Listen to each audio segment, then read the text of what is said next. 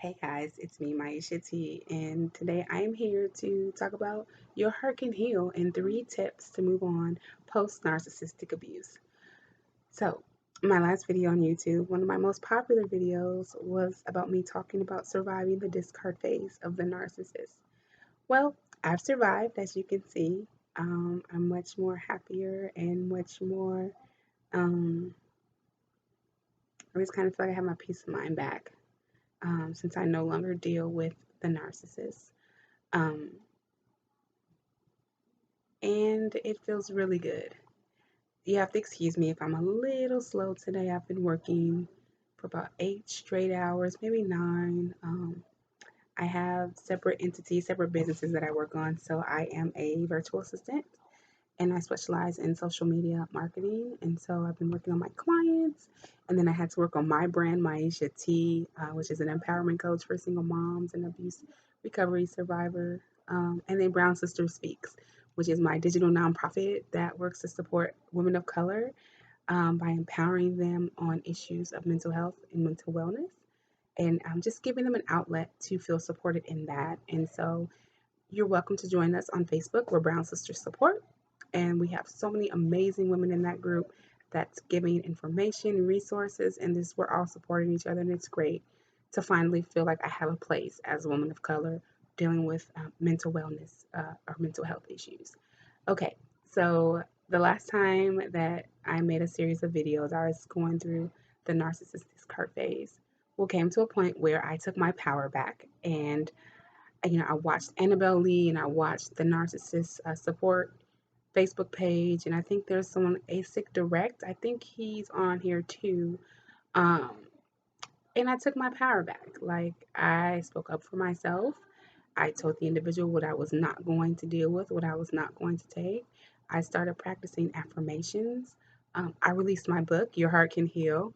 Um, and I've used that as a platform to make myself feel better and to support other women and or men who are going through a discard phase or who are survivors of emotional abuse, manipulation, or um, narcissist abuse. So over throughout my life, I've been in I think 3 abusive relationships, 2 or 3 mental and emotional. My very first one was physical.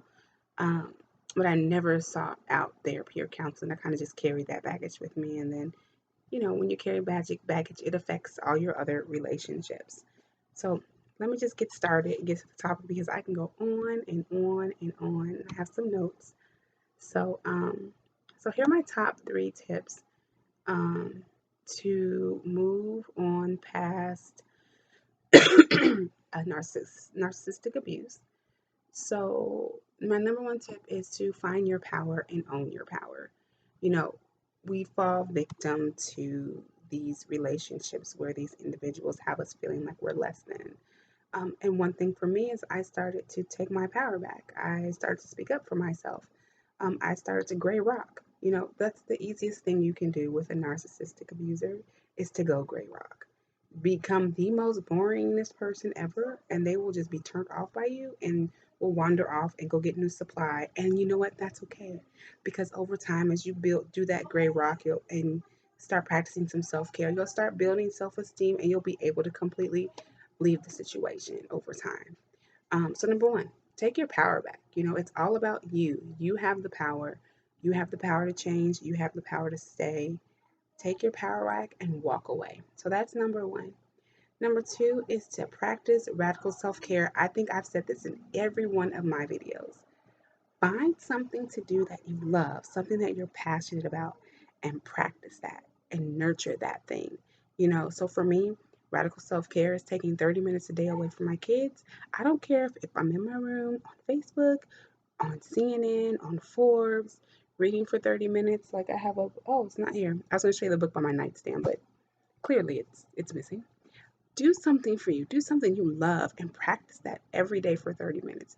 So even towards the end of my cycle with my abuser, I would take a bath every night for 30 minutes to decompress myself. And of course, the narcissist had something to, oh, you're taking a blah, blah, blah. You're taking a bath. You're trying to cheat on me. And like you have to remember when they start self projecting, it's not you, it's them. So I would just practice radical self-care as a form to take care of myself and make myself feel good. So number one, girl, man, woman, take your power back. Number two, practice radical self-care. And number three, the third most important step is to seek therapy or find a support group. So we have a I'm part of several peer support groups online. There's some on Facebook. There's some in your community. You know, if you have some social anxiety, like I have a little bit of social anxiety, you never guess. I prefer the digital platform. Find a peer support group. Just remember that your peer support groups, they're not licensed medical doctors and that they might suggest what works for them, but always seek medical advice before you go off and try some new prescription or something. But yeah, that's my third tip. My third tip would be to seek support, seek counseling, because you're going to need help getting over the humps of narcissistic abuse and learning to thrive and survive afterwards. Um, so this was a quick video. You guys know me. I come over here, share a couple of my insights and get in and out. That's my lifestyle as a mom of three. But again, my top three tips are to number one, take your power. That is the one thing that no one can take from you, no matter how hard they try. And if they've taken it, you can get it back. Claim your power and own it. Number two, radical self care. Self care gets you on that path of healing. And number three, seek professional help or join a support group. You're going to need a group of people to hold you, to just make you feel important, to make you feel loved, to make you feel that it's okay to not be okay. You need that, and you need strategies in place to help you learn to thrive and survive.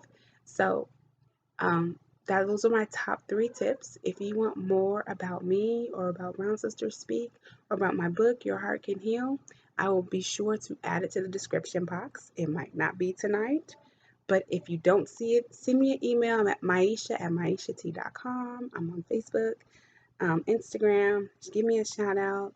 Remember, your heart can heal. You can survive abuse.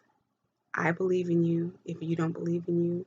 And even if you're watching this video right now and you're still in an abusive situation, you will one day have your power back. Trust me. You will take your power, you will walk in your power. You've got this. You know why? Because I believe in you. And you, deep down inside, you believe in you too. Until next time, it's Maisha T signing off. Have a great night.